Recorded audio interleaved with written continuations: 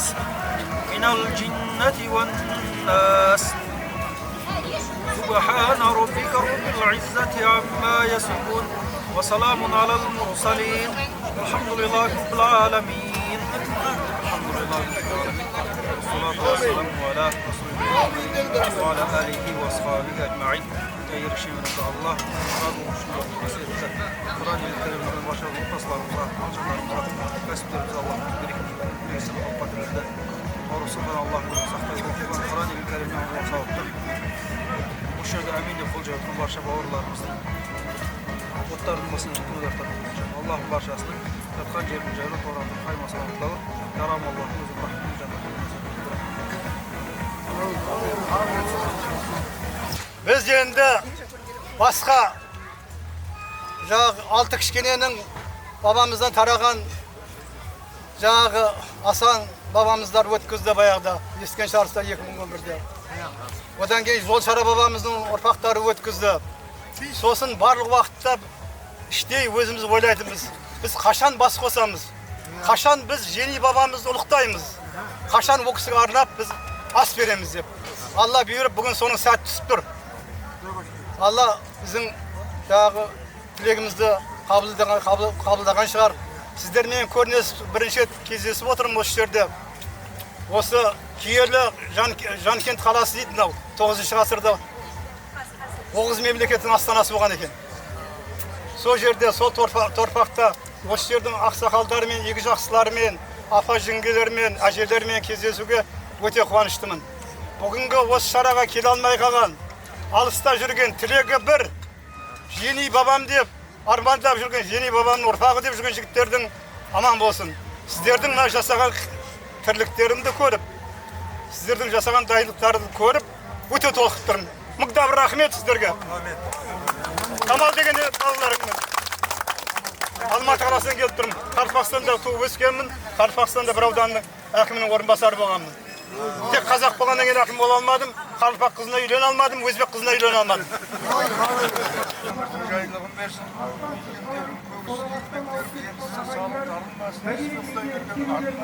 Кәсіптерге өнім бер, көздерге жүріп бер. Көргендей беріңдер. Бақтарың болсын, бақтарың болсын. Бастарыңда тақтарың болсын, бастарыңда бақтарың баянды болсын. Ал енді үшке жүріс.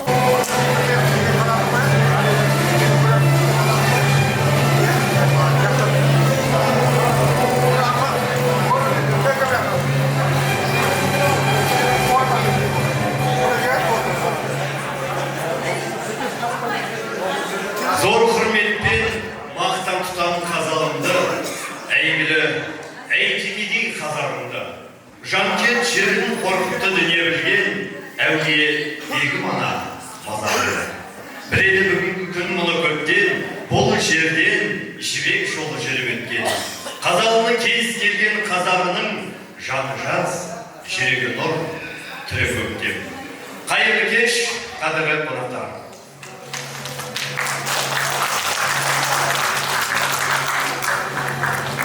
Құтты мекен ұлы жібек жолы басып өтетін. Түркі елдерінде ортақ тұлға Қорқыт баба мен әлемде екінші ұстаз атанған Әбу Насыр әл-Фараби мекендеген талай сырды қойнауына бүккен тарихи шаһар Жанкент төрінде бас қосқан барша ағайын туыстарымызға Жени баба саябағының ашылу құрметіне орай өткелі тұрған Жени бабамызды жырлаймыз атты жазба ақындар мүшәйрасына баршаңызға қош келдіңдер дейміз. Ассалаумағалейкум тағы да. Бүгінгі Жени бабамыздың саябағының ашылуына жиналған туысқандар. Бүгін жаңа мен мынау үлкен үйде өзімді таныстыра кеткен, мүмкін естімегендер болатын болса, тағы да өзімді таныстыра кетейін. Біз Қазанбай руынан енді Жени бабамыздың бір баласының ішінен тараған, өздеріңіз білесіздер. Қазанбай руынан Үркімбайдың Оспан деген болған. Мен айтайын дегенім, жаңада біраз сөздер негізгі өзі мына індеріміз ұйымдастырушыларымыз келіп маған өтініш жасап баяндама жасаңыз деген баяндаманы жасап дайындап та алып келдім, бірақ енді былай дейді: құрметті мына іс-шараны басқарған және қатысушы азаматтар мен бауырлар, талаптарыңыз оң болсын. Алла Жиени баба ұрпақтарының шешімдерін, мақұл ниеттерін қабыл етпей, Жиени баба саябаға ұрпақтар тағзым етер, оларға күш-қуат берер, өмірге дұрыс жол сілтеп құтты да қасиетті орын айнасын. Осы қасиетті іске бастамашы болып, баба әруағына тәуекел мәңгілік ескерткіш орнатуға үлес қосқан барша азаматтардың Алла деңгейінде саулық, отбасыларына амандық, кәсіптеріне береке берсін. Туысқандық құрметпен Алматыдан Осман Әбдісаттар Сәдуақасұлы, Қазақстан Республикасы жазушылар мүшесі, ақын, Қазалы ауданының құрметті азаматы. Бүгінгі сол басталған осы бастамасы бар іс-әрекет Алла Тағала жалғасын тапсын. Менің де тілегім болса, бұны асып кете алмаймын. Бұл енді артық айтамын да айта алмаймын. Сондықтан барлықтарыңызға Алла Тағала туысқан достық, құрмет берсін, отбасыларыңа аманшылық берсін. Енді Әбсаттараған тағы аманаты, мынау сәуір енді өзіміз енді айтаған сол неге жазушылыққа жақын болғасын. Біздің де мен өзім қазақ тілі маманымын. Сондықтан біздің де неміз жаңағы бұл мүшелердің бірінші екінші орнына деп Әбсаттараған 50 мың ақша берді. Соны үстеме, бұрын өздерінің алатын ақысына үстеме ретінде мен өз жанымнан 30 мың ақша қостым екінші орынға.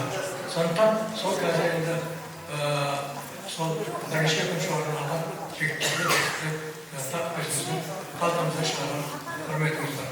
Мұны енді бір жағынан біздің ата-бабамыздың, Жиени бабамыздың осы тойына салған алғашқы салған құрметімізді береді. Бұдан кейін де сол қажет болған жағдайда кез келген уақытта біздің де көмектесіп тұруымызға әр уақытта жәрдем етеміз. Ал енді аман болыңыздар, отбасыларына аманшылық, дендеріңізге сау. Тек осылығын сақтаңыз.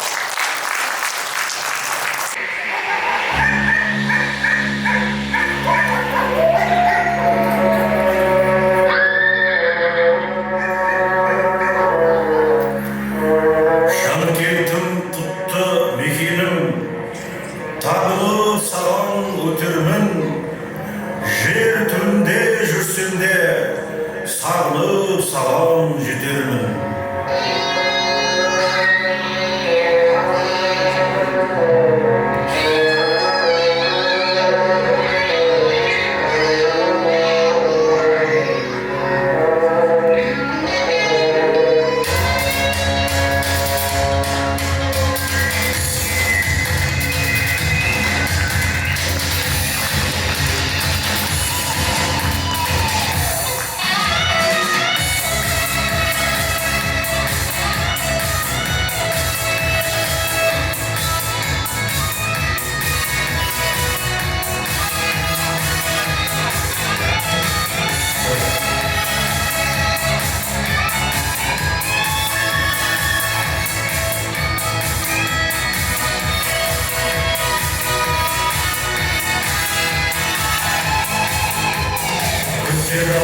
Dalam hesabı, ulanışın kasabı, kasamalı, Yaziralı jaketim jiriyorum, Üzgün ama bir bölüm hesabı. Ardından aynalayın jaketliğe, Şimdi tutsin davlaş günlükliğe, Allah'a armağan etsin kazara, Allah'a terbiyesin dirdiğe. Ardından aynalayın jaketliğe, Şimdi tutsin davlaş günlükliğe, Allah'a armağan etsin kazara, Allah'a terbiyesin dirdiğe. Aksadan amanatı adadan, Sardalan sarmasına çarpılmadan, Şarkının bulutların hastası, Gündemim keski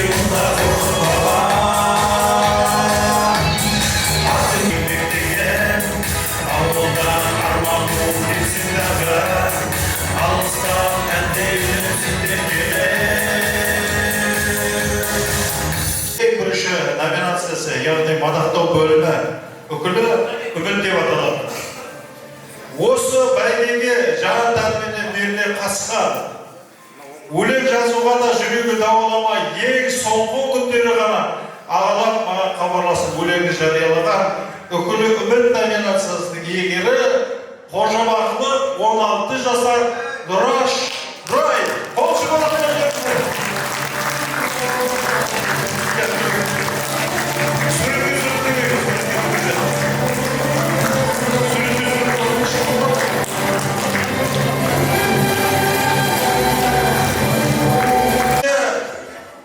жас қаламгер номинациясына талапкер ортамыздағы ота осы жүрегі дауаламай ең соңында мынау лақалы елді мекеннің клуб меңгерушісі Айнұр Бекембайдың жетелеуімен қосылған аты кім еді?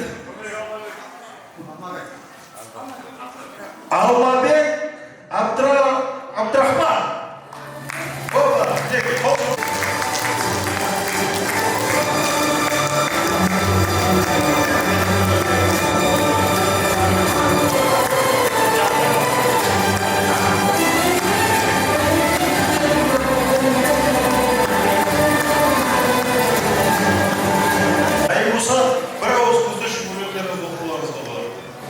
Келесі номинация бұл да мадақтау.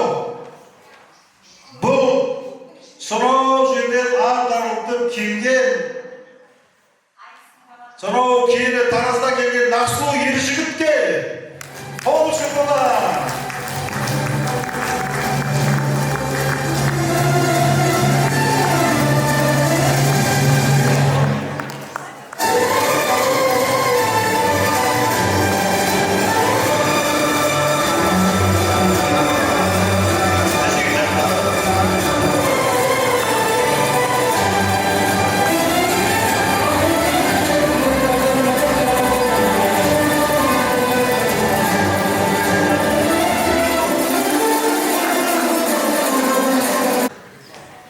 Айтпасам да бір сөзін кемеңгердің, мен несіне жасқанып төмендермін, қарапайым қазақтың бір қызымын, ел сүйсініп оқитын өлеңдерін. Шалқыған жер жаннатын сенен көрдім, қолдай көрші Раббысы әлемдердің, жиылған жиенейлер ұрпағының алдында басын иіп сәлем. Сонымен Нұрлан Жабеков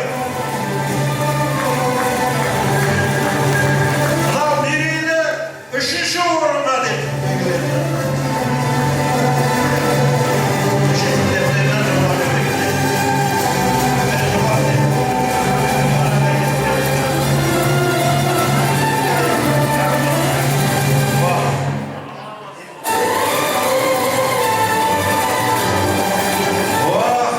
Құрметті ағайын, бұл қаламымыздың бір үйіршілігін таратылған көріп тұрсыздар.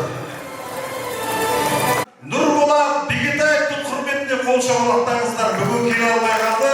Бәйгесін Нұрекең Алтын ағамыз барып тапсырады. Яғни Нұрланмен тең үшінші орынды екіге бөлді екеуі. Қол шапалақтап жүрейік Нұрболат Бекетаевтың. Сонымен қара үзіп келе жатқан екі жүйрік Қабылов Сәкен және Едіге Есіркеп. Қайсысы алға шығар екен?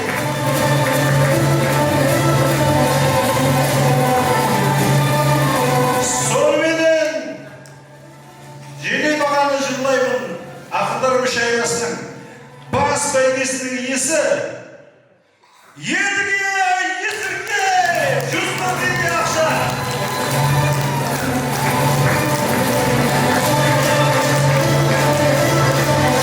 Сәкен Қабылов екінші орын жүлде. Қайда Сәкен?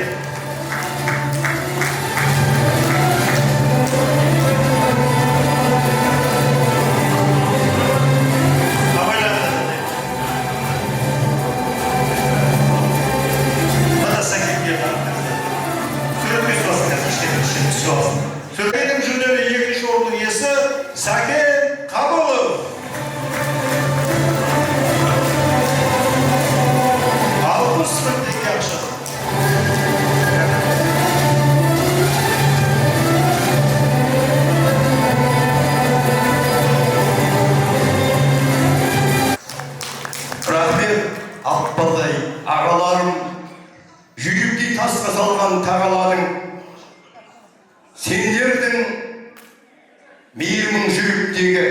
маған берген осы бір бағаларың.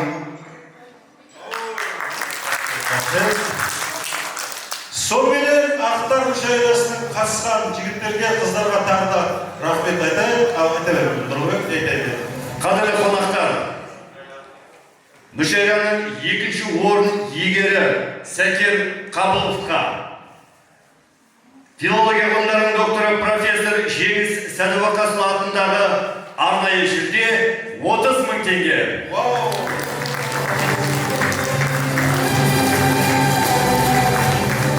Және сондай-ақ мүшәйраның бас жүлде иегері Едіге Есіркеп ағамызға Қазақстан Республикасы Жазушылар одағының мүшесі, Қазалы ауданының құрметті азаматы Оспанов Әбсаттар Сәдуақасұлының жүлдесі 20.000 теңге. Қошеметтер.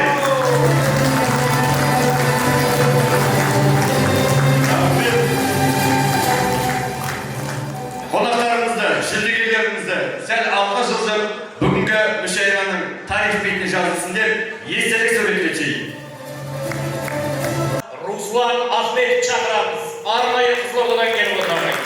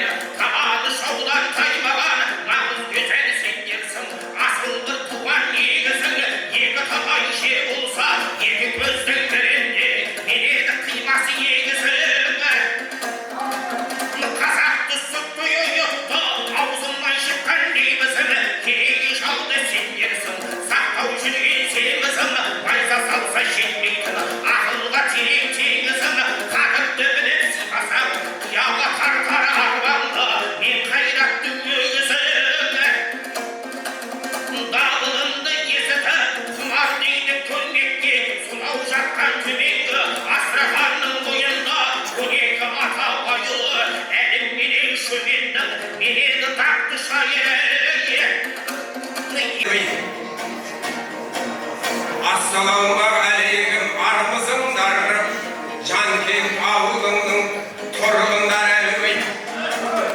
Şaramda alga aray, jedeledim, şaram ben yendireyin, köteremen kiyele hasiyette. Yer korkat elbey, yığalgaş eldiyle gediyedin. Şahsının şıkarade, türge bazın yer bosa yengeleme. Yelge bazın ayet çapar em, kabiliyetsin bugün jedilerden bergen asında.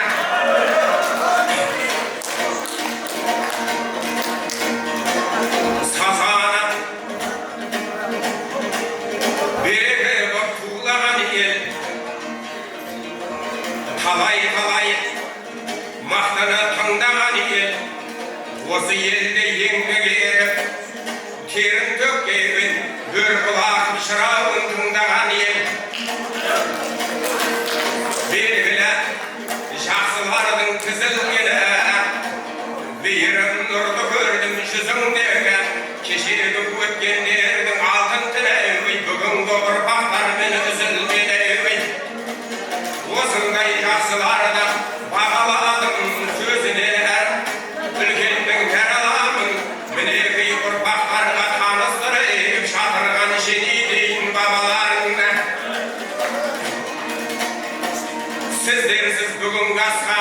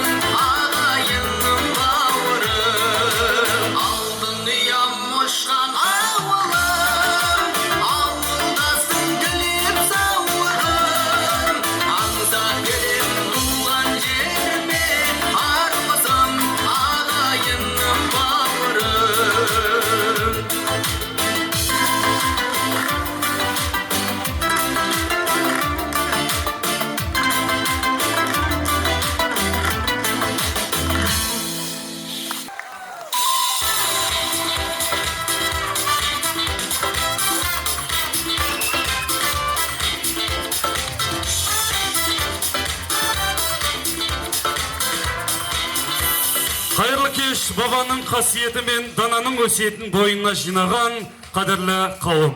Бүгін Жанкенттің төрінде барша жұртты қауыштырған ұлық мереке. Роза Бағланова атындағы аудандық мәдениет орталығының гала концертімен жалғасуда. Құрметті өнерсүйер қауым, концертке қош келдіңіздер ағайын!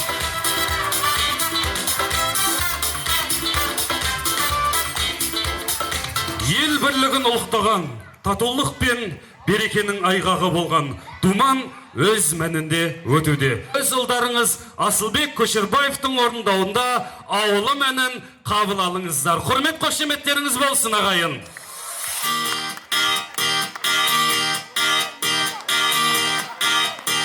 Қайда жүрсең, туған жерім, сен есіміңнен шығармағасың. Еркелеткен думан елім, аз ғой саған мұңалығасың. Ғашық едім қыр гүліне, қызық тойым сенді керген,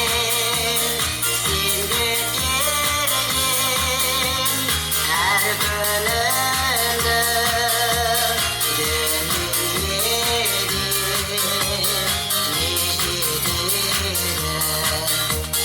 сүйем танып жолдарыңды, саған бастап әкелетін.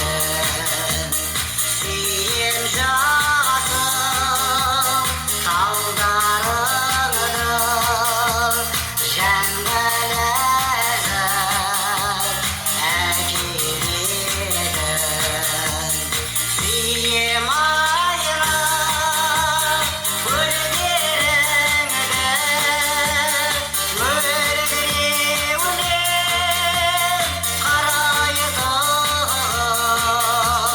Сүйем белдеріңді, таң сәулесі тарайтып.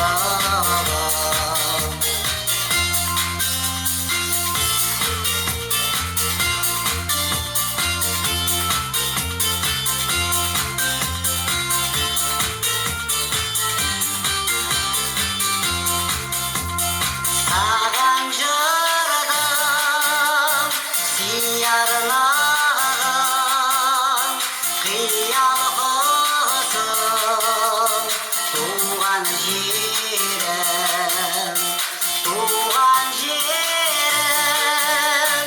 Сүйе алмаған, сүйе аларма туған елім. Ауылымның аттағанарды алтын айыма ән саладым. Жолданымсыз тартқан алға жүрегімді нұршаладым.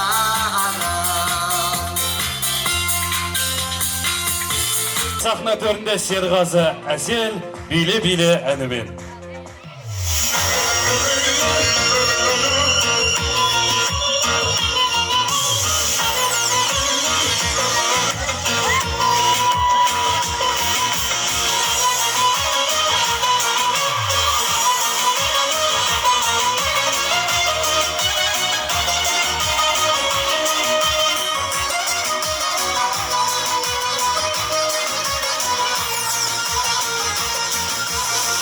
Көңіл шіркін орнаймасын, жас жүрегім қартаймай еркелей берем. Көздерімнен нұр таймасын, есеюге ертелей берем. Билеп-билеп бас айналсын, көңіліміз бос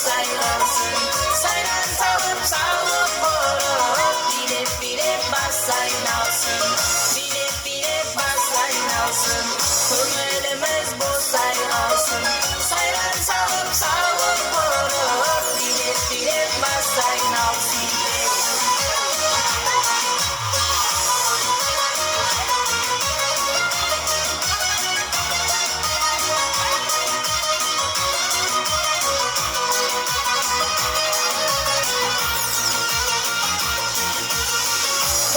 Sevdim vallahi toprağa kayışkım almaydı bu günlerinin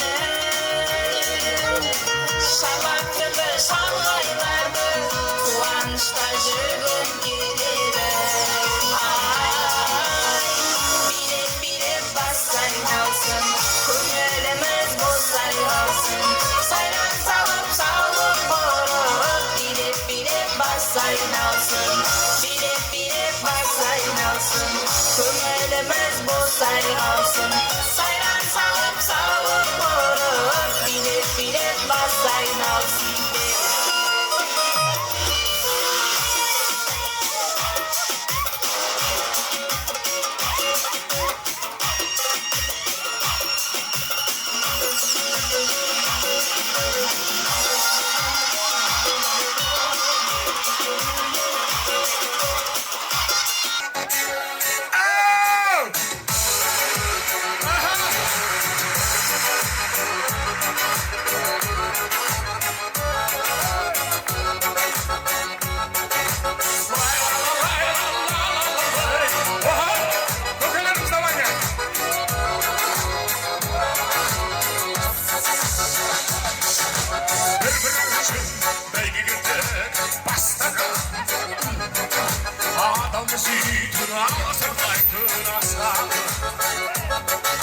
Жалғанда мынау жаныңда жүрген бақыт қой Жауға да бермес, дауға да бермес достары Жалғанда мынау жаныңда жүрген бақыт қой Жауға да бермес, дауға да бермес достары Сапары жолдар жүрсекті бөлек тара-тара, ей тара-тара Достары достар, адал көңілді алынаған Ай сапары жолдар жүрсекті бөлек тара-тара, ей тара-тара Достары достар, досыңның жанын жараланды Жасынай ойнап, жаны жинап, бағар үшін Ай жинелеріні өтеріп жүрген жұртымның ардай намасы Достықты туғым желбіріндер жігіттер Қуансың елім, азамат елім бағышы Достықты туғым желбіріндер жігіттер Қуансың елім, азамат елім бағышы Сантара жолдар жүрсекті бөлек тара-тара, ей тара-тара Достары достар, адал көңілді алалама Ай сантара жолдар жүрсекті бөлек тара-тара, ей тара-тара Достары достар, досыңның жанын жаралама Бойында намыс, жүрегі өртке от жала Достарды көрсем, жалында тұрар жас жанар Қаймықпас қатарымды ұзылмас Қайдасың қайдасың ірі достарым Қаймықпас қатарымды ұзылмас Қайдасың қайдасың ірі достарым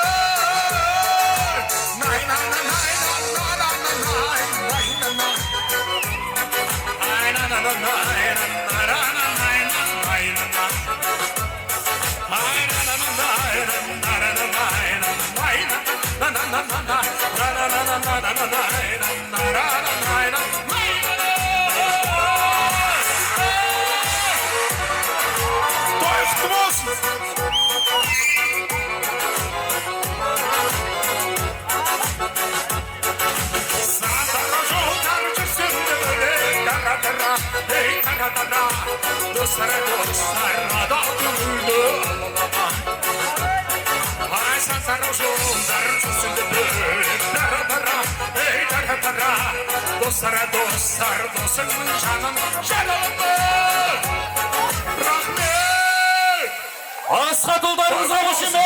сіздердің көңіл күйлеріңізді көтеруге, сіздердің жүректеріңізге жылу алып келіп тұрған, әнмен сіздерді жылытуға келіп отырған Қазақстан Республикасы эстрадасының жарық жұлдызы, өз жерлестеріңіз, талай хит әндердің авторы, құрмет қошеметпен Жарасқан Төлебай Кәрібайұлына қошемет!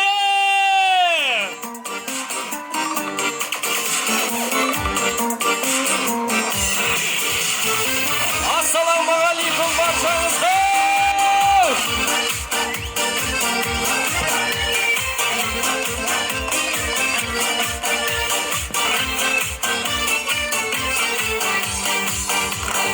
Тіршілікпен көресіп жүргенде сен, көншілмейді көңілін бір көрмесем, бар өмірім болады мұз күткендей, анда-санда ауылыңа бір келмесем. Ойын қырың отаның түрленгенде, жан-жағыңа жақұтпай бүлгінгенде, жар салмайсың неге сен қар салмайсың, анда-санда ауылыңа бір келгенде. Ойын қырың отаның түрленгенде, жан-жағыңа жақұтпай бүлгінгенде, жар салмайсың неге сен қар салмайсың, анда-санда ауылыңа бір келгенде. Ой, тамаша! Сауығып қалар мекен сарсаң жаным, сейіліп бойындағы бар салмағым, анда-санда ауылыңа бір келгенде, алдымнан қарсы жаным, жасыл жаным. Ойын қырың отаның түрленгенде, жан-жағыңа жақұттай бүлгінгенде, жар салмайсың неге сен қар салмайсың, анда-санда ауылыңа бір келгенде. Ойын қырың отаның түрленгенде, жан-жағыңа жақұттай бүлгінгенде, жар салмайсың неге сен қар салмайсың, анда-санда ауылыңа бір келгенде.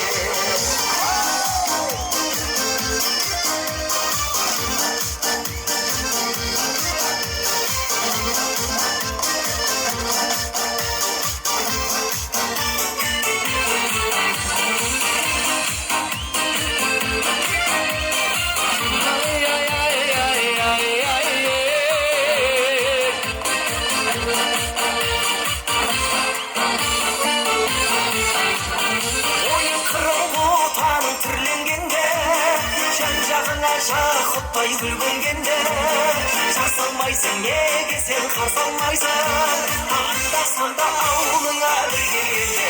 Ойын қырың отаның түрленгенде, жан-жағыңа жақұтпай бүлгінгенде, жар салмайсың неге сен қар салмайсың, анда-санда ауылыңа бір келгенде, анда-санда ауылыңа бір келгенде.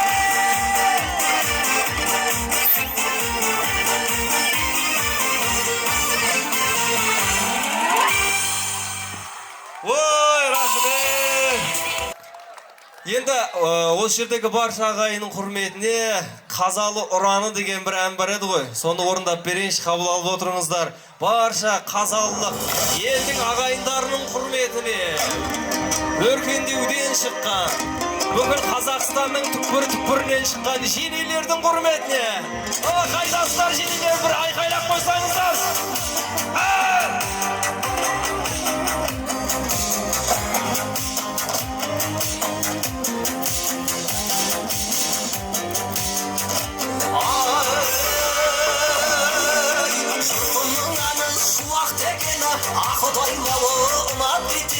Бала қорқыттың кіндігін кескен, баба қорқыттың айы жұмақ мекені.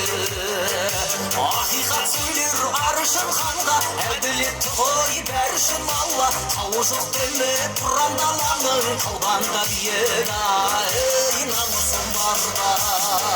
Алашұранды Қазақстаным, қыранды көкті Қажалышаным, сұранамыздың қасқыр баласы, қазалы кеші Қазақстаным. Әнұраным ол азаттық әні шаңырағымның ғажап тұрғаны адам баласын мақұлдайлайды қазалыдағы қазақтың бәрі адам баласын мақұлдайлайды қазалыдағы қазақтың бәрі ой тамаша Отсыз барсыз құрметке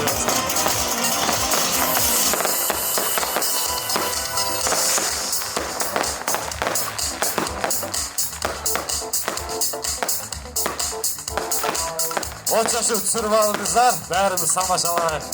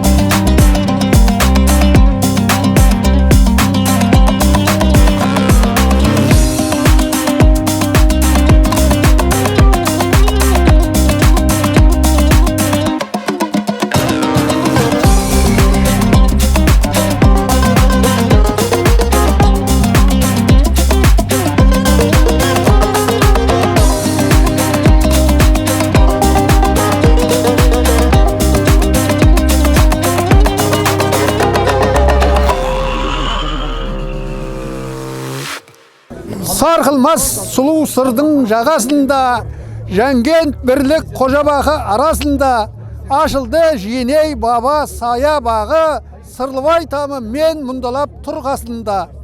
Қазыналы қазалының қалықтары, қатарыңның алды болған алыптары, ел жиналар жер болсын тағзым етіп, орындалсын арман тілек мақсат бәрі. Есен менен Бекқали орда медеу, Талғат менен жалғасбайлар жасап демеу, тың жаңа идея тастап саябақ салған, өздеріңе періштелер болсын жебеу. Кішкене жиеней баба ұрпақтары, армандары орындалып жансын бағы, аударымыз халқына құт әкелсін, баба атында салынған саябағы. Әумин. Сержан Қожа Берденұлы, Әйтеке би кенті, 11 қазан 2025 жыл. Бақытты болыңдар. Ассаламу алейкум, қадірменді қазалы жұрты. Бүгін бір ерекше күн. Бүгін Жиеней бабамыздың аруақтары Қазақстанның түкпір-түкпірінен, көршілес Өзбекстан Республикасынан келіп, осы үлкен бабамызға деген сый құрметтің куәсі болып отырмыз. Бабамыздың рухы қолдай демей жүрсін. Біз қай жақта жүрсек те, қай елде өмір сүрсек те, біз бабамызды ұмытпаймыз. Аруақтар біздер қолдай жүрсін. Қазалы жұртшылығында осы кесенені ашуға қатысқан азаматтарға мыңда бір алғыс.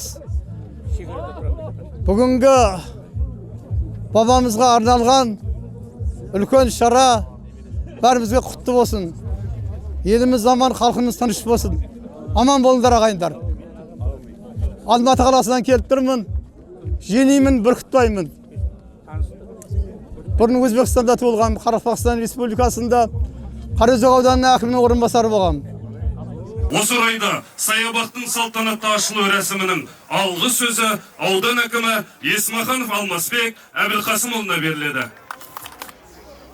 саябақтың ашылуына келген біздің жерлестеріміздің сонау елордамыз Астанадан, Алматыдан, басқа өңірлерден келіп жатқан біздің қонақтарымызға қасиетті, тамыры терең, тарихы кенен, қасиетті Қазалы ауданына қош келдіңіздер дегім келеді.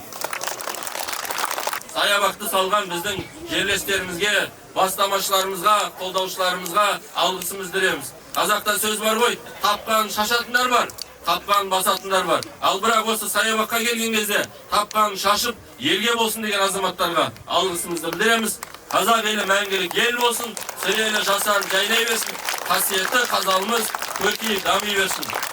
Тәуелсіздігіміз мәңгі бел болғай, еліміз тағда аман болсын. Тек жақсы күндерде, бақытты күндерде кездесе берейік. Рахмет ағайындар. Лепсіңізге рахмет. Ендігі кезекте сөз кезегі игі шараға Астана қаласынан арнайы келген Қазалы ауданының құрметті азаматы, Қазақстан Республикасының білім беру ісінің үздігі Алтынбай Шарафаддин Алтынбайұлына берілді.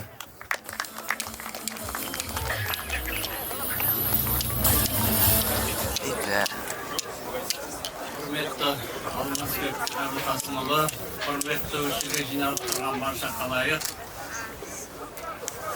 Жаңа аудан әкімі айтқандай, жаңа Қазақстан құру жағдайында, жаңа Қазақстанды қалыптастыру жағдайында өткізіліп жатқан саяси реформаны іске асыруде сол Алмасбек Әбілқасымұлының айтқандай 28-ші қыркүйектегі ауданда өткен көпшілік дауыспен сайланған Алмасбек Әбілқасымұлының осы халықтың маған жатқан өтінішіне сәйкес және өзімнің атымнан сізді құттықтап, қасиетті Қазалы жерінің тізгінін ұстаған адамыңызға құттықтық тілеймін, құтты болсын.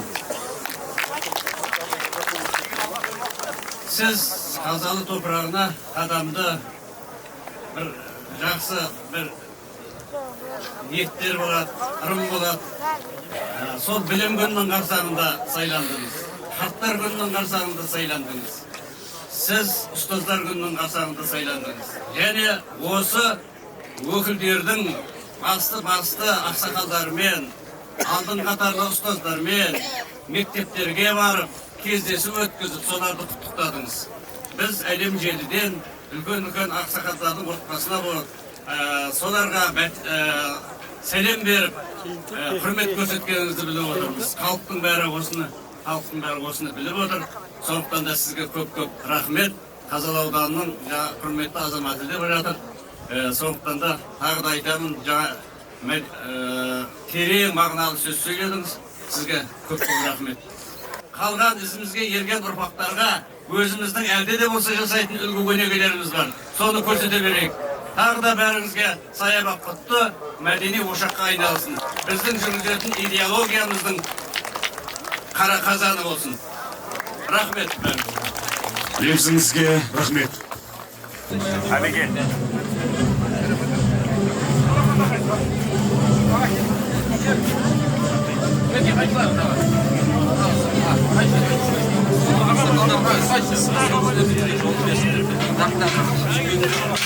Барлығыз бірге келсек, шамал көтеріңіздер. Барлығыз бірге келсек. Ата, күте тұрыңыз. Барлығыз бірге келсек. Әбеке, қасшы. 1, 2, 3.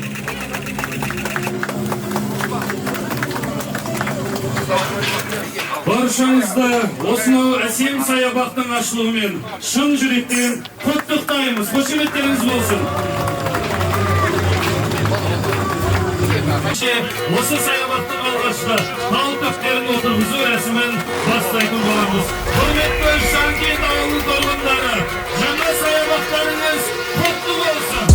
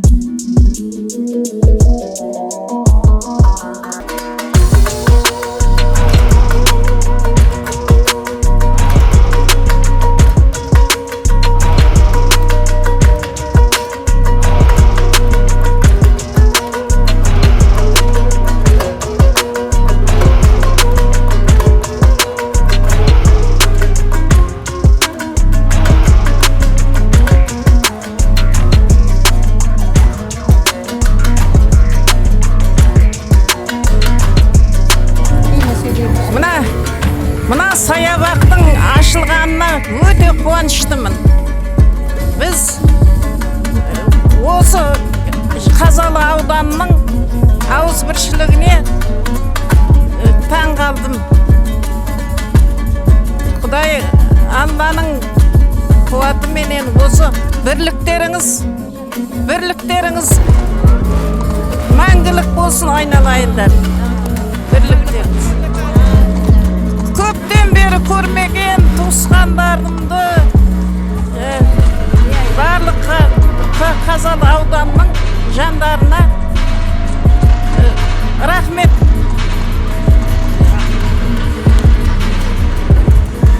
Құрметті ағайын туыс бауырлар, айналайын ағайындар, мына бүгінгі кішкене бабамыздың кесенесін ашып, лентаны кесіп, ас беріп, тойып жасап атсындар.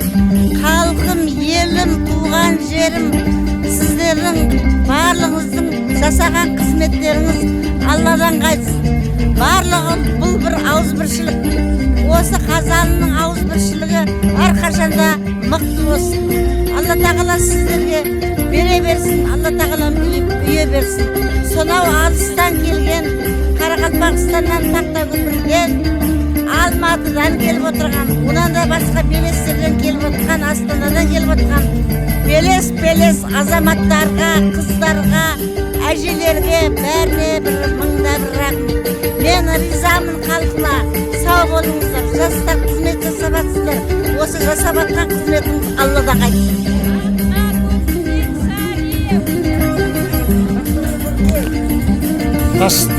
Ассалаумағалейкум, Женей баба ұрпақтары. Мына саябақтың ашылып жатқанына өте қуаныштым. Алматы облысы Қаскелең қаласының атынан, Қарақалпақстаннан келген осы Қазалының жігіттерінің атынан жалынды сәлем. Құтты болсын, өніп өссін, Алла тағала. Жастар осындай басқосу кешенеміз үлкейе берсін. Еске Қазалы, жаңа Қазалы қосылып барлық үлкен қала болсын. Құрметті жиені әулаттары, сыр сүрейлері, ауыл Қазалы ауданы, Қызылорда ауданы міне бүгін жиені саябағына келіп, ағай думаның бәрін көріп, осыған қызмет жасап жатқан бауырларымызға, әкімге бәріне мың алғыс. Қарақалпақстаннан жалынды сәлем сіздерге.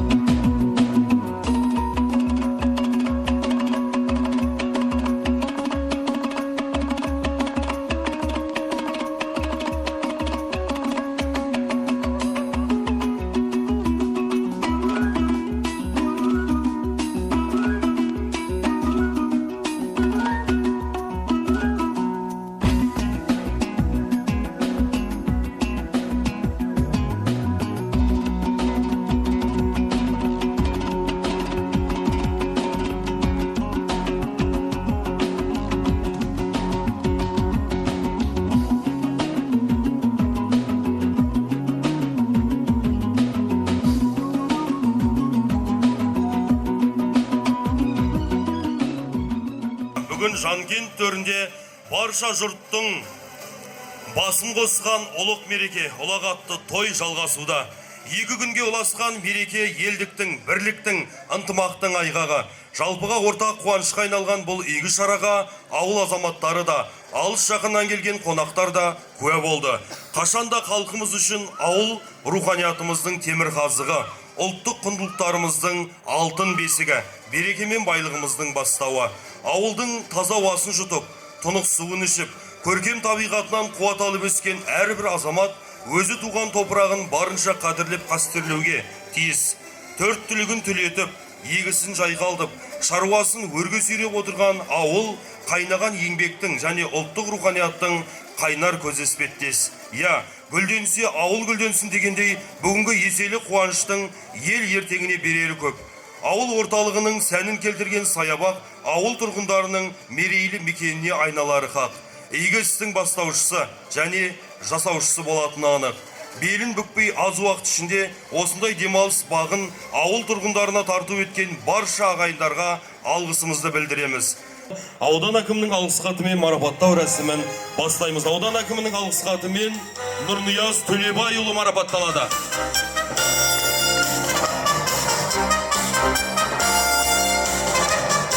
Аудан әкімінің алғыс хатымен Нұрнияз Төлебайұлы марапатталады. Марапат иелеріне қол соғып, қошеметтеп қойсаңыздар, марапаттарыңыз құтты болсын дейміз. Және де аудан әкімінің алғыс хатымен Тұрғаналиев Ғалымжан Ұзақұлы марапатталады.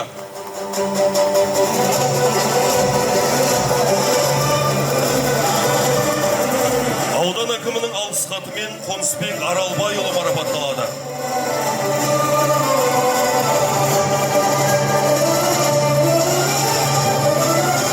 Және де аудан әкімінің алғыс хатымен Қарасай Ақбайұлы марапатталады. Марапат иелеріне қол соғып қошеметтеп қойсаңыздар, марапаттарыңыз тағы да құтты болсын дейміз. Және де аудан әкімінің алғыс хатымен Пазыл Кәдірұлы марапатталады.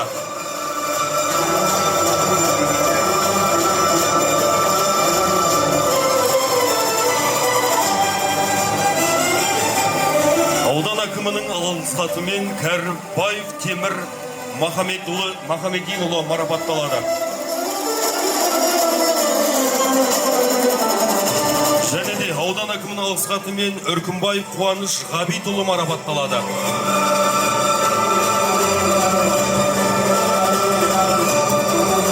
Марапат иелеріне қошемет көрсетіп қойсаңыздар ағайын. Және де аудан әкімінің алғыс хатымен Тынықов Ерғали Әбілезұлы марапатталады.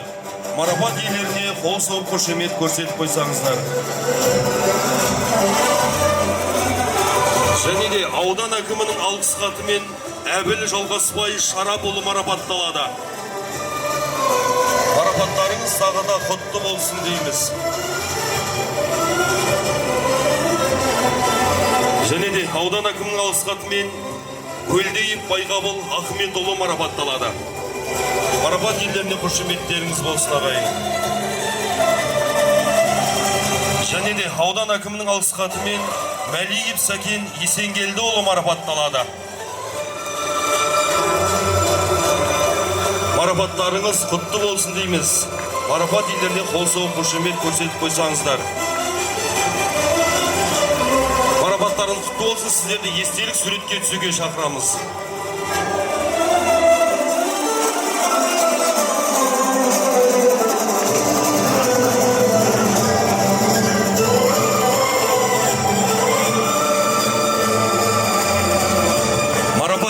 Қосыл қошемет көрсетіп қойсаңыздар, марапаттарыңыз тағы да құтты болсын дейміз. Марапаттау рәсімін әрі қарай жалғастырамыз. Және де бүгінгі мереке қарсаңында аудан әкімінің алғыс хатымен Сағынып Айғабыл Қарылбайұлы марапатталады.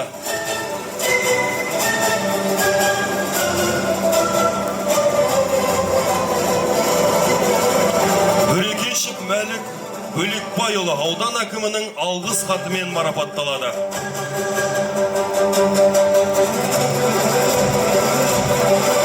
Және де аудан әкімінің алғыс хатымен Райсып Асылбек Жанұзақұлы марапатталады.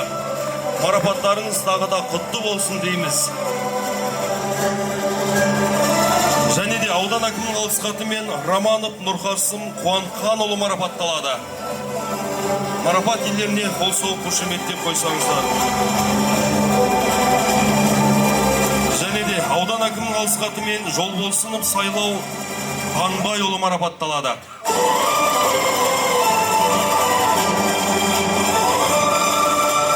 Және де аудан әкімінің алғыс хатымен Сейсенов Төлепберген Жақанбайұлы марапатталады. Марапаттарыңыз тағы да құтты болсын дейміз. Және де аудан әкімінің алғыс хатымен Машайұлы Абай марапатталады.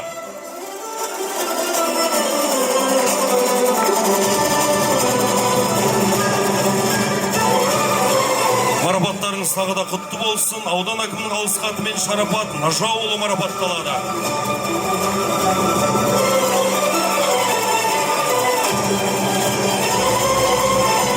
Және де аудан әкімінің алғыс хатымен Шайзолдай Дастан Өдепбергенұлы марапатталады.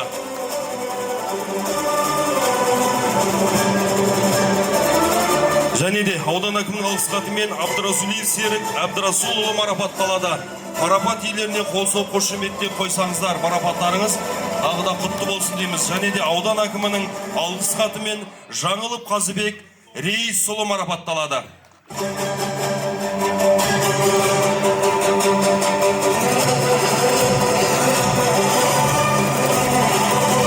Марапаттарыңыз құтты болсын, сіздерді естелік суретке түсуге шақырамыз.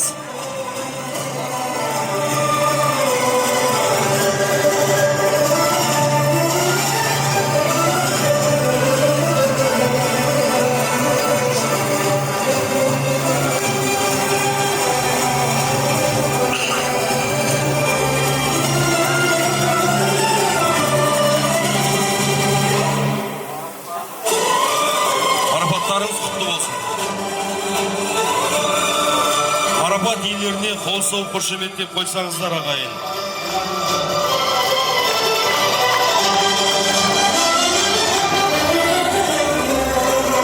Жанкент жерінде ел болып, жұмылып, ауылдың сәніне көрік қосқан саябақтың бой көтеруіне атсалысқан ауылдың бір туар азаматтары жұмыла атсалысты. Бұл елге қалдырған үлкен мұра. Халықтың алғысын арқалаған азаматтарға құрмет көрсету біздің парызымыз, ағайын. Марапаттарыңыз құтты болсын дейміз.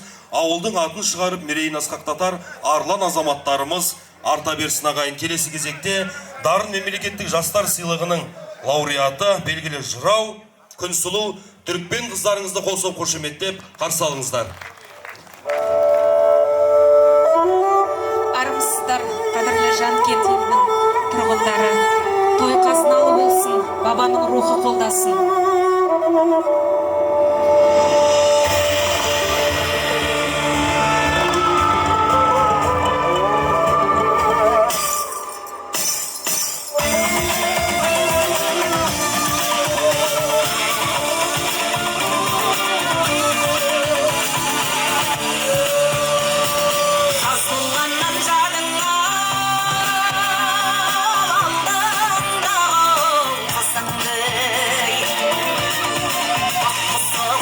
Басыңа қадір төтелген кісіңді үйретіп білді өнеге таза бақшасы күшіңді.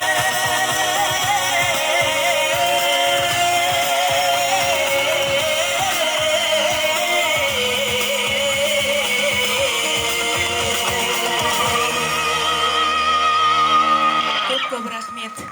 Келесі тыңдайтын әндеріңіз осы қасиетті Жанкент өңірінде алғаш тұсауы кесілейін деп тұр. Бұйырса, сөзі Мақсат Дауылбай, әні өзімдікі. Биыл Қызылорданың Ақмешіт болып аталғанына 100 жыл толу мерекесіне орай осындай бір ән жазып едік. Соны осы жерде алғаш өздеріңіздің алдарыңызда тұсауын кесіп баталарыңызды алып алайық деп тұрмыз. Қабыл алыңыздар. Сыр елім.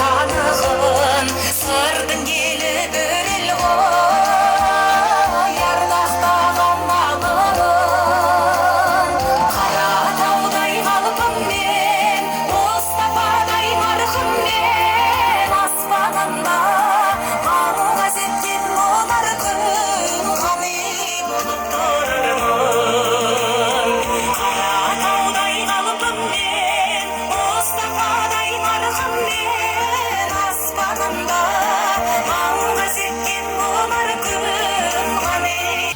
Арқан тарту бағыты бойынша екінші орын 104-ші мектеп Жинейдің жігіттері дейді.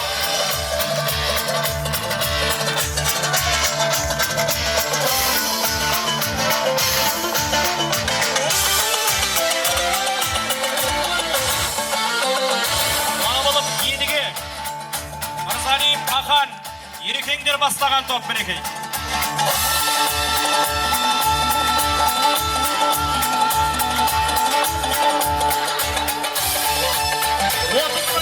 Екінші орынға 30.000 теңге арқан тартуға тағайындалды.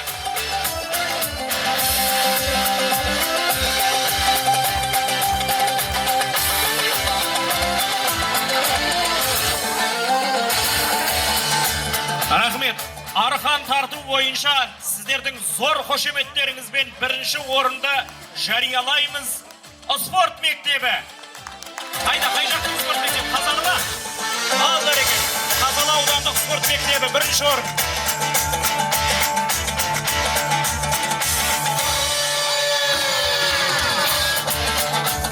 Бірінші орында бәйгесін тағайындаған Мәли ата атындағы жүлде ұрпақтары тағайындады. Жалпылама, рахмет музыка. Жалпылама арқан тартудың бүкіл бәйгесін Мәли атаның ұрпақтары тағайындады. Мәли ата атындағы 50.000 теңге сыйлық.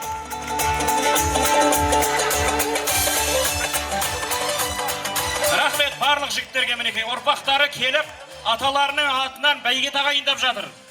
Әруақ шат, Алла разы болсын ағайын.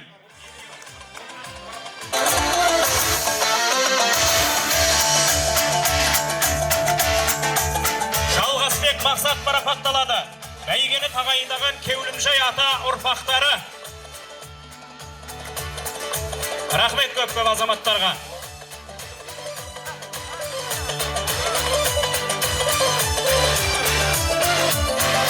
Екінші орын Рахан Мерей. Қол күрестен Рахан Мерей марапатталады.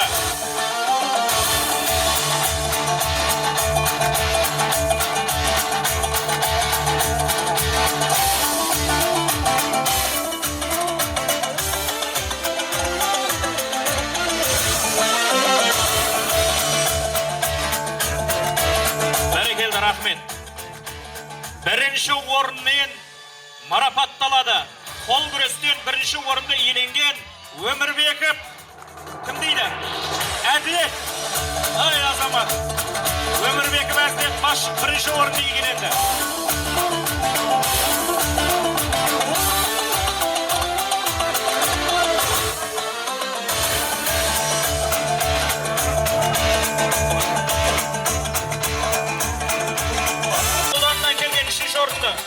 Қазақ күресінен Ибрагимов Бақтияр марапатталады. Бәйгесі құтты болсын.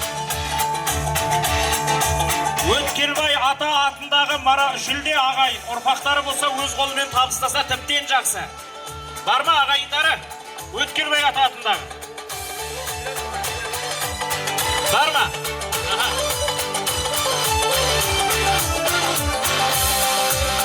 Өткелбай ата ұрпақ. Әреки. Рахмет, бірге суретке түсіңіздер. Енді ағайынның арасынан шығып, осындай қолда бар дүниесін бәйгеге салып жатқаннан кейін өздеріңіздің марапаттағандарыңыз ләзім. Екінші орын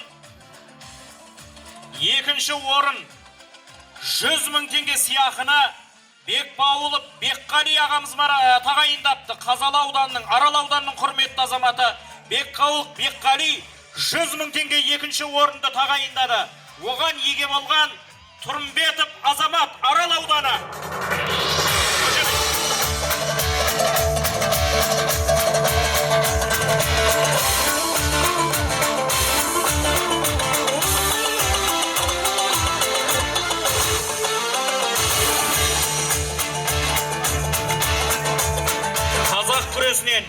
Қазақ күресінен бірінші орын. Қазақ күресінің 150.000 теңге бас бірінші орнын Тұрғанғалиев Ғалымжан Ұзағұлы тағайындапты, ардақ тағайын. Оны егеленіп жатқан қазақ күресінің бірінші орын Қаныш Есен Қазалы ауданы. Ей азамат.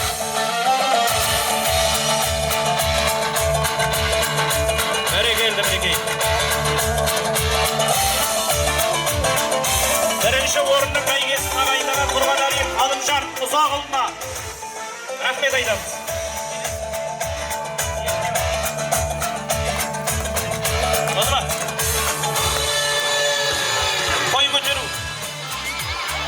Қой көтеруді ағайындай берек. Қой дайын қоя. Қойды ешірет көтерді өзі. Барма ағамыз.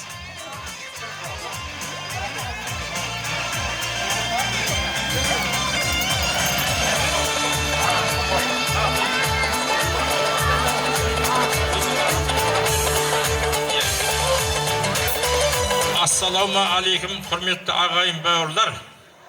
Бүгін міне Жанкент ауылы ежелгі көне қала Жанкент шаһарында кішкене бабамыздың тараған Желей атаның ұрпақтары, үш баласының ұрпақтары мінекей ұран асыр ас жасап, ата бабасына құран оқытып, той жасап жатыр. Алла қабыл етсін деймін.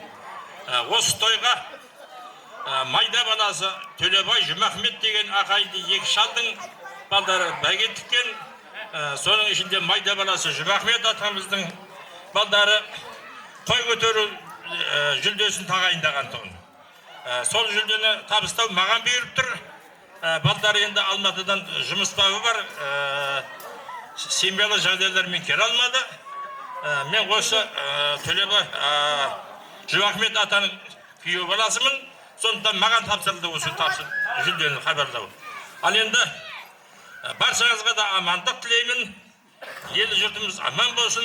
Мінекей мына осы саябақтың бүткіл жұмысында атсалысқан, орда бауыр бастаған, Байғабыл бастаған, Жалғас қостаған, Есен ағам баласы Сәкен інім қостаған осы азаматтар және де барша Желей бабаның ұрпақтарына жиендер бар, нағашы жиендер бар. Құдай жекжат бәрі атсалысып отбасыларына амандық тілеймін. Дендеріне саулық тілеймін. Ел халқымыз аман болсын. Алла тойды қауышуға нәсіп етсін деймін. Енді мына Оразбай Рамазан деген бауырыма мына сертификатты табыстауға рұқсат етіңіздер.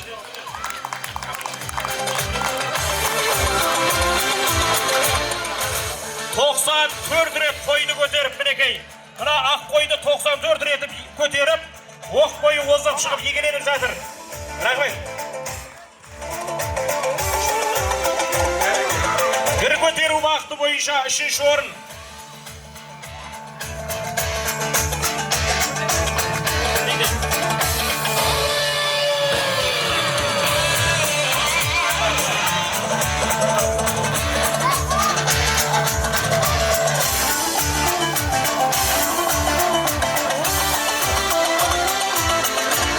Құрметті жерлестер, құрметті ағайындар, мынау сіздерді кешелі бүгінді көріп отқанымызға өте қуаныштымыз. Мынау үлкен ас беріп, Желей бабамыздың аттан саябаққа жүріп жатырмыз. Барлықта сіздердің көңілдеріңіз.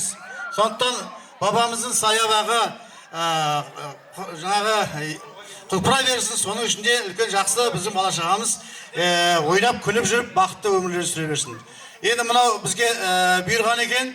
Гір көтеру сайысы бойынша 3 жүлдені мен майда баласы Төлебай әкемнің атынан тігіп отырмын. 3-ші орынға 20.000 теңге сертификаты мен Ақшалай Жүндекбаев Нариман деген азамат.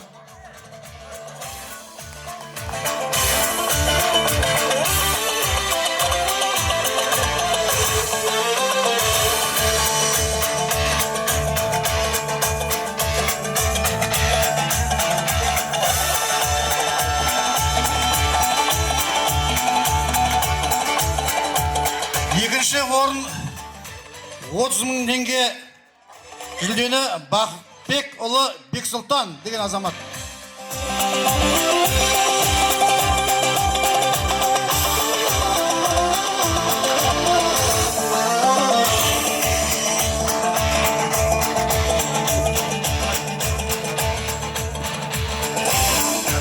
Енді бірінші орын бас жүлдені 50.000 теңге қаражатымен Бөлекбаев Мейрамбек деген азамат. жеңіп алды.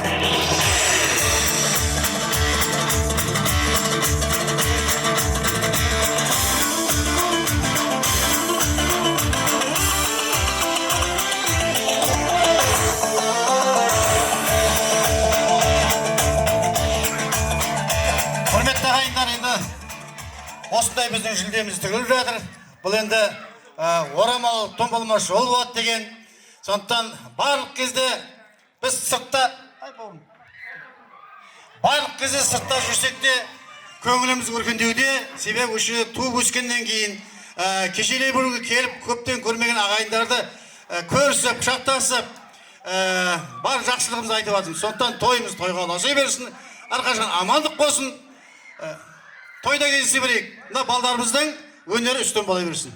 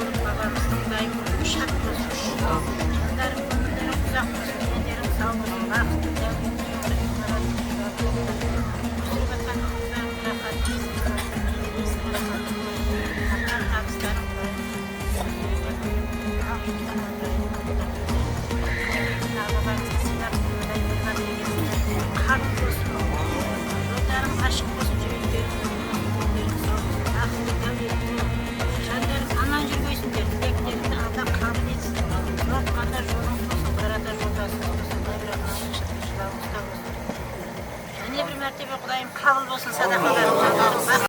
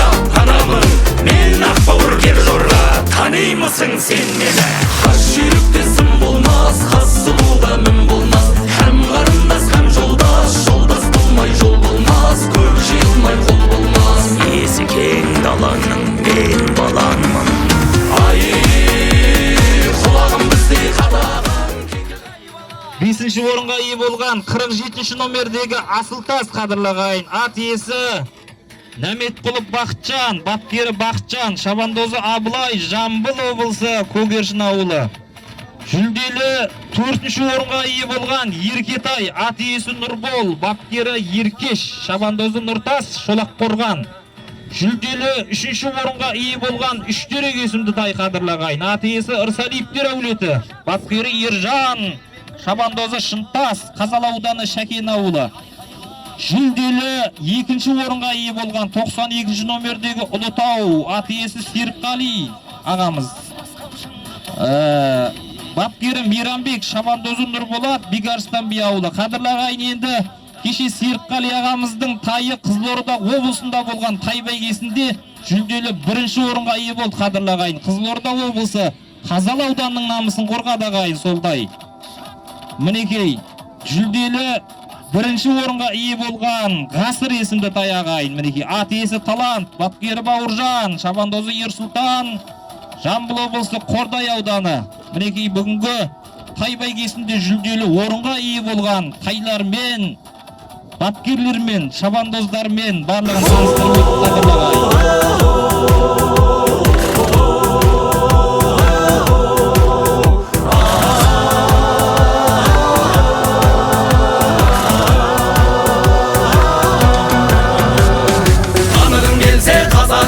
бәйгесін қара, жүйрігін салады қазақ тойғасында да. Бәйгеде піспеген жүйрік қазанда пісіп, аяп тұрсын атыңның әйдесін бала. Шапсын ақсын тізгінін босатып жібер, тұяғымен тұлпардың сөйлесін дала.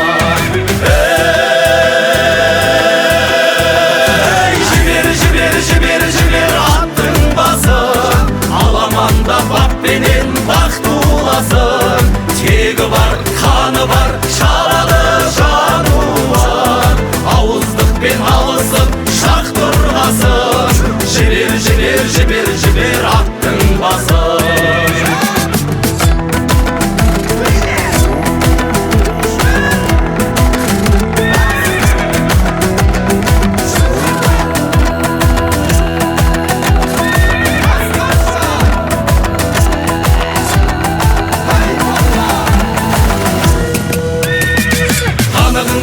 Қазақта қара көкпарын, палуан болуға керек ғаламаттарын. Көрдің азаматтардың аттың үстінде серке алып теңгеніліп садақ атқанын.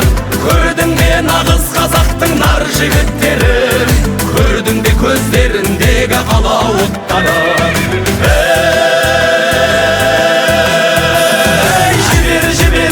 Жібер аттың басын, аламанда баппенен бақ туласын. Тегі бар, қаны бар, шарады жануар, ауыздықпен алысып шақ тұрғасын. Жібер аттың басын.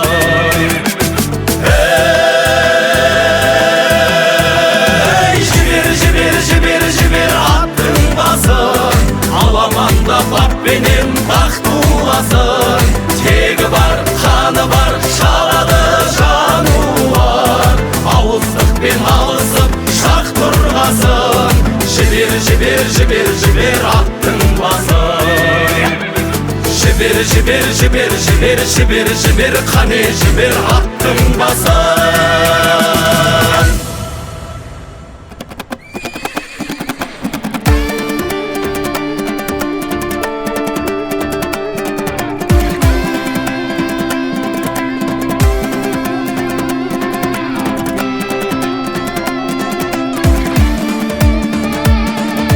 Құлагер жұлқынып, тай бурыл бұлқынып, тыпыршып тұр әне бәйгеге ұмтылып. Қамшысын соққылап, шаңбурап, шапқылап, арғымақ келеді айғайла қаттырақ. Рухымен жаңғырған доданы жандырған, қазақтың тұлпары даланы шаңғылған. Қоя тұр басқаңды шаруа бос қалды, ал халқым қайдасың, аламан басталды. Бәйгенің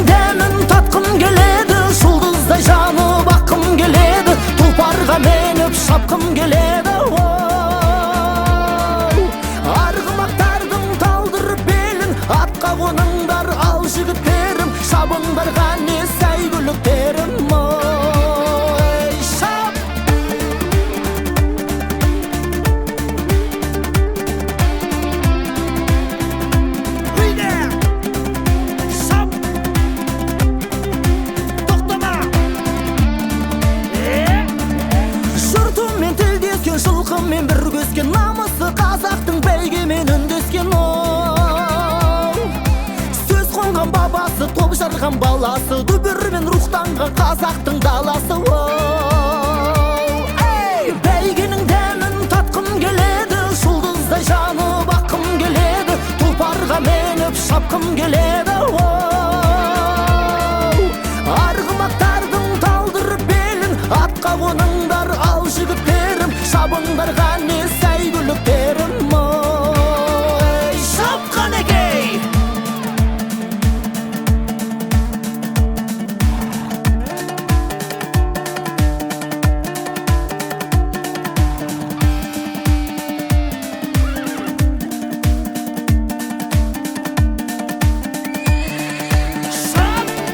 Швер аттың басын, бас қамшыңды, тоқтама!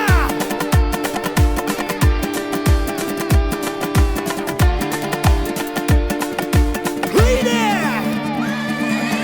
Бәйгенің дәмін татқым келеді, жұлдыздай жанып аққым келеді, тұлпарға меніп шапқым келеді. Арғымақтардың талдырып белін, атқа қоныңдар ал жігіттерім, шабыңдар ғане сәйгүліктерім.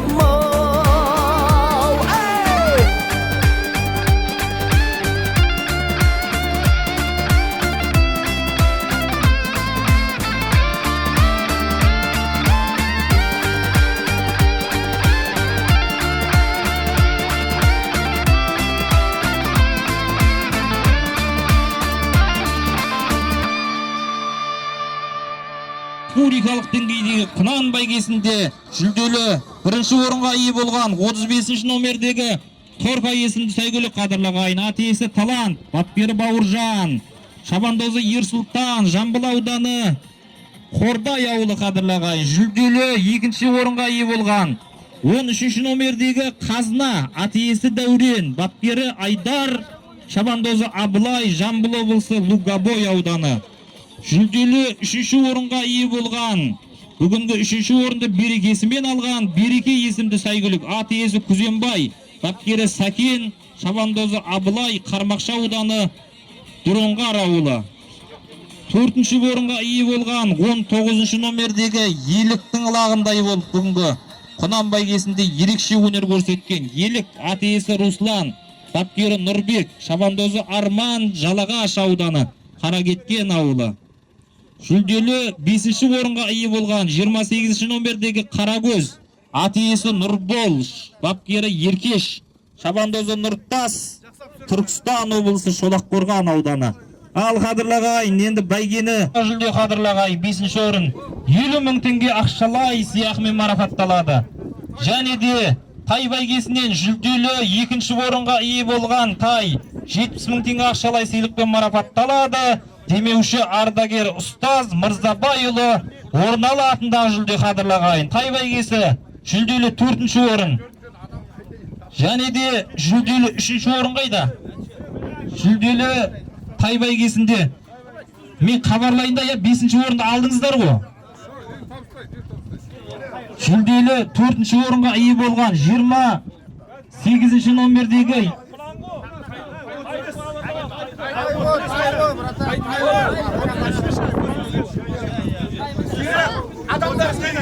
тай қадірлағайын. Тай бәйгесінде жүлделі 4-ші орынға ие болған 28-ші номердегі Еркетай есімді тай қадірлағайын. Ат иесі Нұрбол, бапкері Еркеш, шабандозы Нұртас, Шолаққорған ауылы. Тай бәйге 4-ші орынды беріңіздер.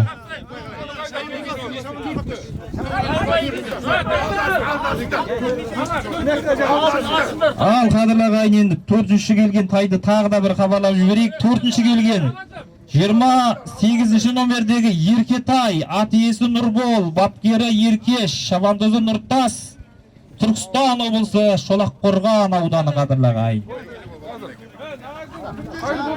Енді жүлделі 3-ші орынға ие болған тай. Қазір 30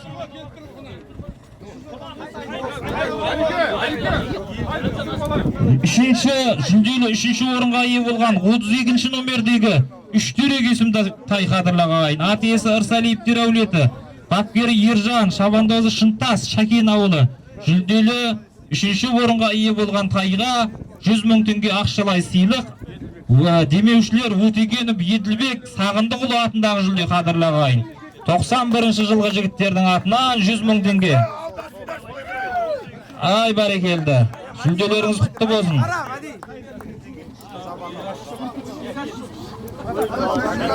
Ал қадырлағай, мінекей тай бәйгесі. Екінші орны қайда тайдың? Сертификатын берші маған. Жүлделі екінші орынға ие болған 92-ші номердегі Ұлытау есімді тай қадырлағайын. Серікқали аты иесі. Бапкері Мейрамбек Бекарыстан би ауылы қадырлағайын. Серікқали ағамыздың тайы да кеше бірінші келді, бүгін екінші келді.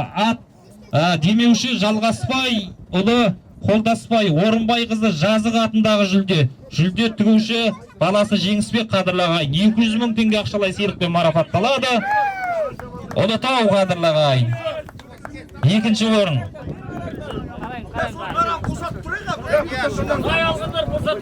Ал қадырлағайын, мінекей тай бәйгесінің бас жүлдесі. Тай бәйгесінің бірінші орны 35-ші номердегі Ғасыр есімді тай қадырлағайын. Аты иесі Талант, бапкері Бауыржан, шабандозы Ерсұлтан, мен қасымда тұр, сапсары бала екен, Қордай ауданы. Жүлделі 300 мың теңге ақшалай сыйлықпен марапатталады. Демеушілер Дабыловтар әулеті қадырлағайын. Шапалақпен шауып беріп қойыңыздар. Ай бәрекелді жан, 5-ші. Ай бәрекелді 35. Торка ғой бұр, торка. Торкамен шапты бағана. Ал қадырлағайын, мінекей тай бәйгесін. 5-ші орын, тайдан 5-ші орын алған Атбегі шабандоздар, келіңіздер бері қарай. 5-ші орын алған 47-ші номердегі Асылтас екен. 5-ші, ал қадырлағайын, енді Құнан бәйгесін хабарлап жіберейік. Бүгінгі Қызылорда облысы Қазалы ауданы Қожабақы елді мекенінде болып жатқан Жиени бабаның ас бәйгесі қадырлағайын. Кеше енді саябақтың ашылу салтанатына куә болдыңыздар. Бүгін енді ұлы бәйгенің куәсі болып жатырсыз қадырлағайын. Енді суретке түсіп алыңыздар естелікке. Қазалы ауданында бәйге тұтқанбыз деп торкамен мақтанып жүресіздер ғой.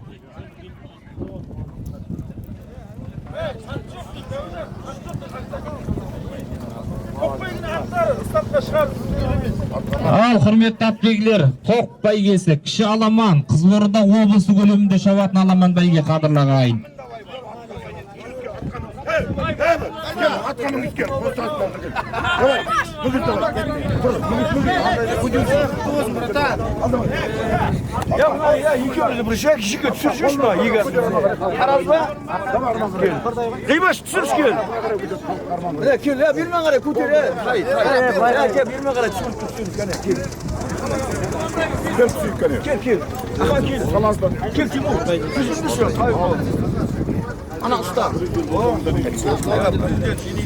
Бесінші орынға ие болған 37-ші номердегі Қазалы ауданының намысын талай жерде қорғап жүрген Таңгүрен қадырлағайын. Қазалы ауданына бұйырды 5-ші жүлде. Аты иесі Бозғұлбаев Ғабит, бапкері Бозғұлбаев Амангелді, шабандозы Рамазан, Қазалы ауданы Қашақбай Пірім ауылы. Жүлделі 4-ші орынға ие болған 2-ші номерде өнер көрсеткен осы Қазалы ауданы Жалаңтөс Батыр ауылының абыройын қорғаған Абырой есімді сәйгүлік қадырлағайын. Аты иесі Оңғарып Өркен ағамыз, бапкері де Өркен, шабандозы Абдулазиз қадырлағайын. Жүлделі 3-ші орынға ие болған 1-ші номермен бүгін өнер көрсеткен Еркегөк, аты иесі Байназар Дастан, бапкері Дастеке, шабандозы Абылай, Қазалы ауданы Қожабақы елді мекені қадырлағайын. Ол жиенейлердің аты. Шапалақ қойып қойсаңыздар болады, артық болмайды.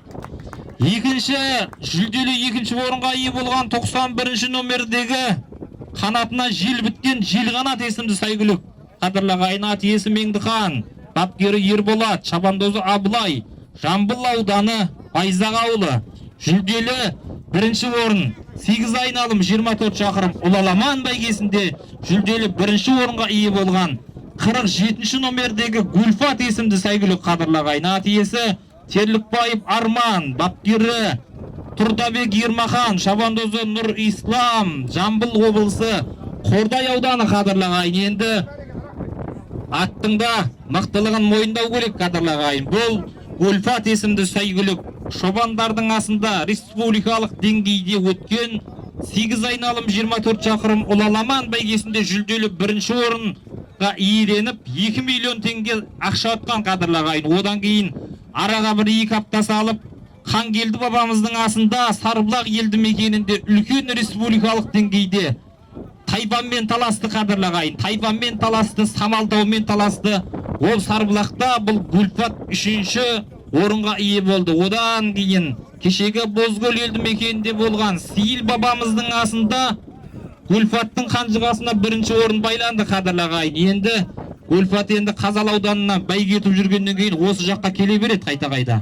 Тағы да айту атаман, баламан, бәйгенің көркі аламан деп аламан бәйгесінде аяқтады. Қадірлі ағайын, енді бүгінгі аламанға шапқан, құнанға, топқа, тайға шапқан шабандоздар, номерлеріңізді келіп тапсырыңыздар. Ақжол сол жерде номерлерді қабылдап алатын болады. Бүгінгі Жиени бабамыздың рухына арнайылап берілген ас бәйге Құнан бәйгеден бастап толық марафаттайтын боламыз қадірлі ағайын.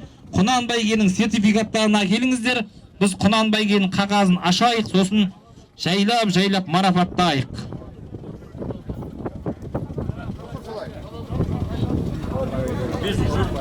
Ал қадірлі ағайын, бүгінгі Жиени бабамыздың рухына арнайылап берілген ас бәйгеде жүлделі 5-ші орынға ие болған Қарагөз есімді сәйгүлік қадірлі ағайын.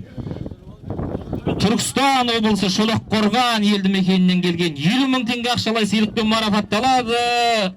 Демеуші естемес баласы Тоқманбет атындағы жүлде қадірлі ағайын. Естелікке суретке түсіңіздер. Бұл енді Түркістаннан ат қосуда оңай емес қадірлі ағайын. Қаншама шақырымды атқа тастап Түркістаннан келген, Шолаққорғаннан келген Қарагөздің иесі Нұрбол ағамызға да бәйге құтты болсын дейміз қадірлі ағайын. 5-ші орын Құнан бәйгесінде 4-ші орынға ие болған 19-ші номердегі бүгінгі бәйгеде еліктің лағындай болып шапқан Елік есімді сәйгүлік ағайын. Ат иесі Руслан, бапкері Нұрбек, шабандозы Арман, Қызылорда облысы Жалағаш ауданы қадірлі ағайын.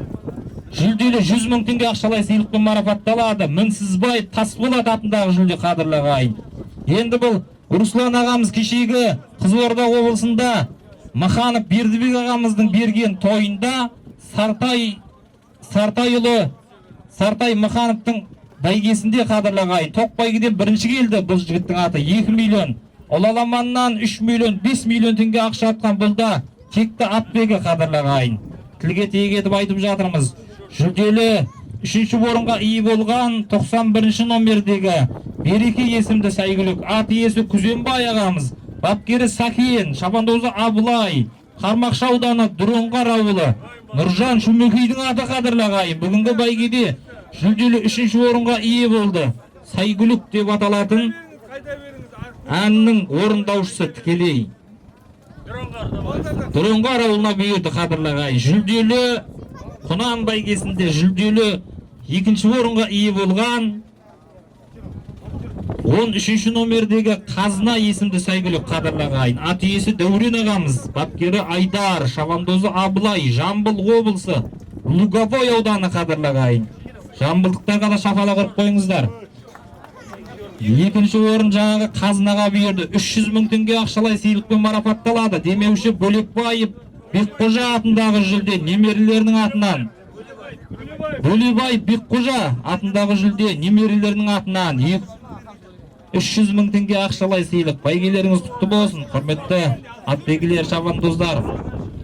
Құнан бәйгесінде жүлделі 1-ші орынға ие болған қадірлі ағайын бағана осы маймақты Құдай аузыма салған шығар. Осы атқа тақым қысып отырыңыздар деп айтқанмын. Осы ошақтың аты қадірлі ағайын. Жүлделі 1-ші орынға ие болған Торка есімді сәйгүлік қадірлі ағайын. Ат иесі Талант, бапкер Бауыржан, шабандозы Ерсұлтан, Жамбыл облысы Луговой ауданы Құнан бәйге 500 мың теңге Есқожаев Медеу Бердібайұлы атындағы жүлде қадірлі ағайын. Ай, бәрекелді, құнаннан бірінші келген құнан ғой бұл. Ай, торға жарайсың. Кубок бар. Бұл жерде кубок те бар, жабу да бар, қамшы да бар, барлығы бар.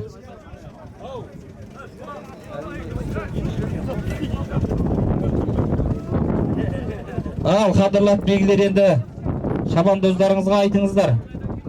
Братишка, сен тапсыршы ана нөмірді. Тастап кетсей, бізге алып кетесің бәлде. Нөмірді шеш. Ақжол маяқта сұрап жатыр нөмірді. Нөмірмен суретке түскісі келіп тұрған шығар, қадірлі ағайын. 35-ші нөмірмен шаппын деп. Жамбылға барып дәлелдегісі келіп тұрған шығар.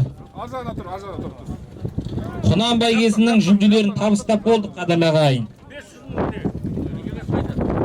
Құнан бәйгесі 500 мың теңгені Жамбыл облысының атбегісі бұйырды.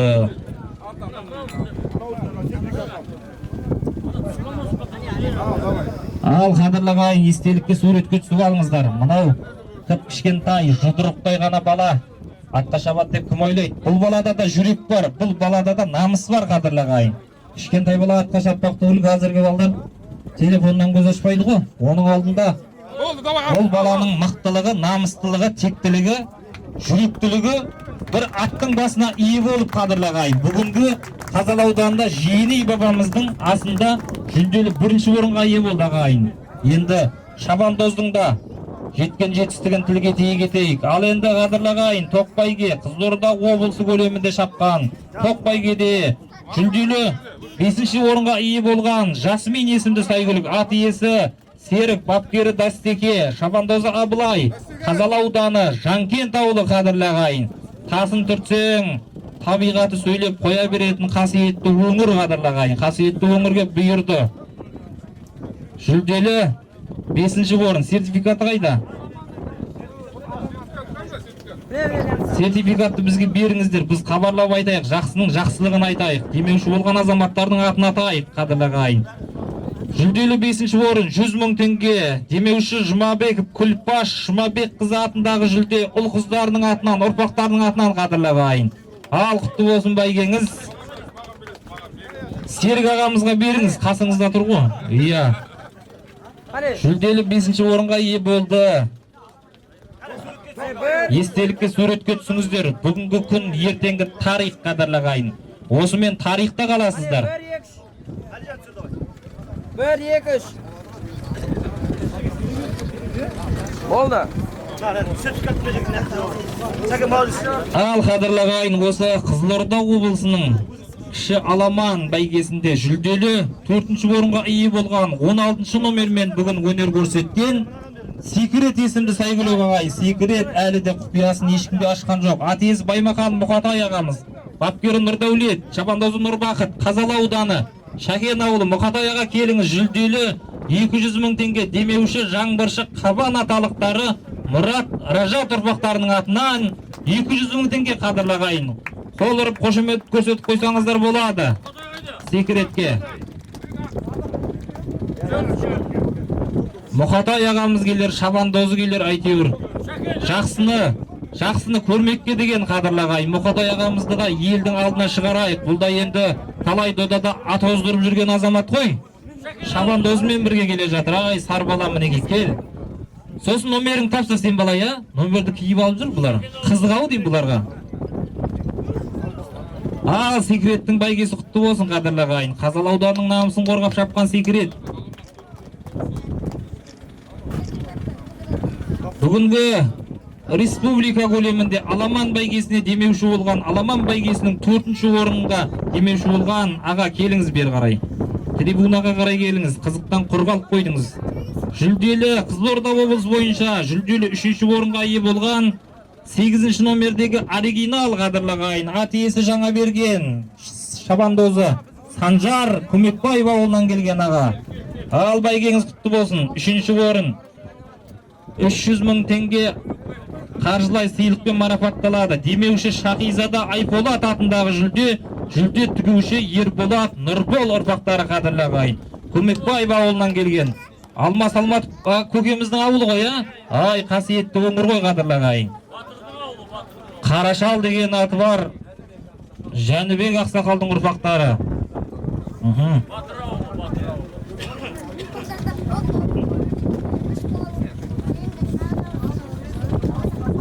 Қадірлі ағайын, кіші аламан топ бәйгеден жүлделі екінші орынға ие болған Ақбақа есімді сәйгүлік қадірлі ағайын. Талай додада, тұлпары, талай додада жүлдеге ілініп жүрген 500 мың теңге ақшалай сыйлықпен марапатталады. Демеуші Аралбай атындағы жүлде. Жүлде тігуші Қонысбек Нұрадүйінұлы қадірлі ағайын. 500 мың теңге ақшалай сыйлықпен марапатталады. Қол ұрып қошемет көрсетіп қойыңыздар қадірлі ағайын.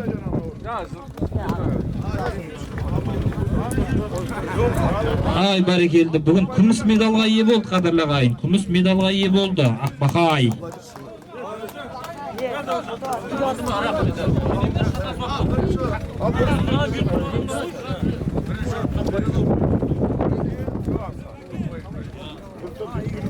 Ал қадірлі ағайын, енді Қызылорда облысының көлемінде шапқан тоқ бәйгесінде жүлделі бірінші орынға ие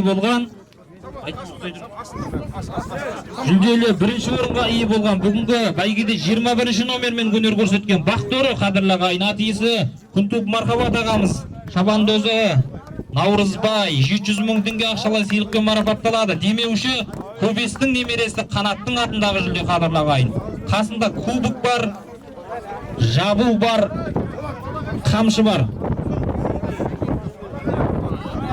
Наурызбай, бағанағы уәдені ұмытпа сен енді.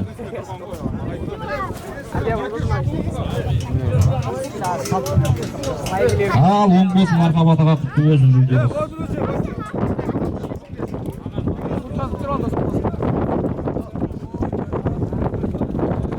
Аламанның 4-ші орнына демеуші болған азамат, бер қарай келіңіз трибунаға қарай. Қазір бәйгені табыстайтын боламыз. Сертификатты өзіңіздің қолыңызбен ұстап беріңіз. Біз хабарлаушымыз жай ғана.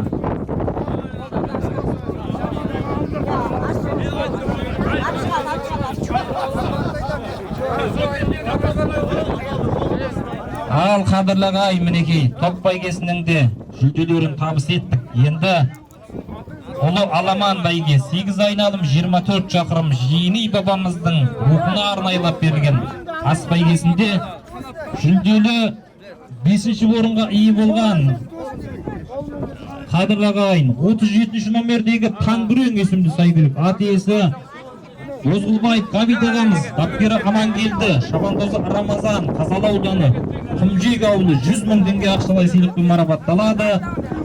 Демеуші Әбілда Тобаев атындағы жүлде. Жиынидың жиындердің атынан тігіп жатыр ағайын бәйгені.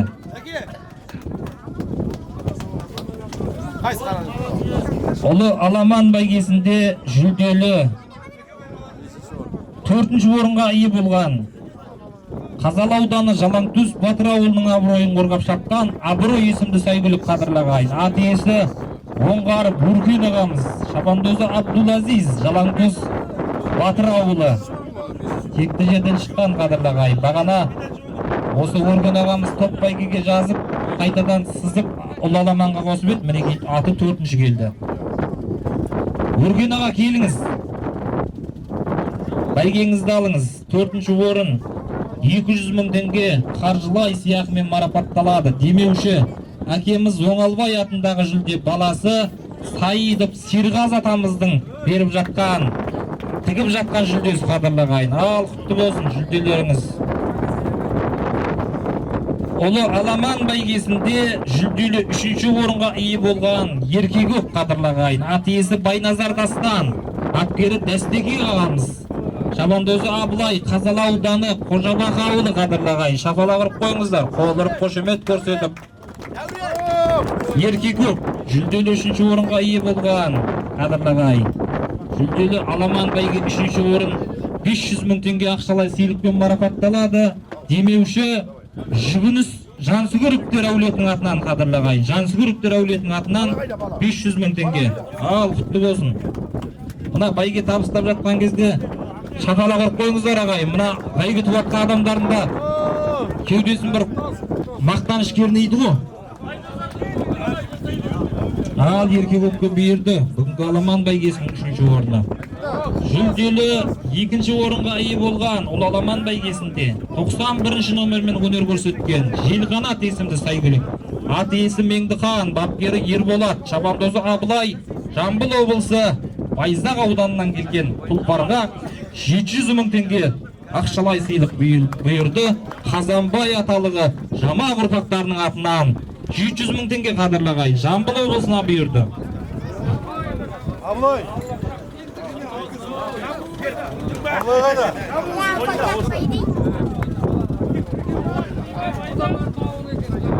Ал құрметті бүгінгі бәйге тамашалауға келген көрермен, енді республикалық деңгейдегі Жиеней бабамыздың рухына арнайылап беріліп жатқан ас бәйгесінде жүлделі бірінші орынға ие болған көрермен көзайымына айналған 47 номермен бүгінгі бәйгеде өнер көрсеткен Гүлфат есімді сәйгүлік қадірлі ат иесі Терлікбай Барман ағамыз, бапкері Тұрдабек Ермахан, шабандозы Нұрислам, Жамбыл облысы.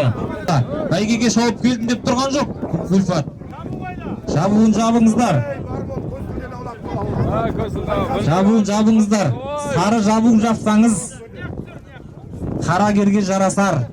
Қара күйе жақсаңыз, балаларға жарасар.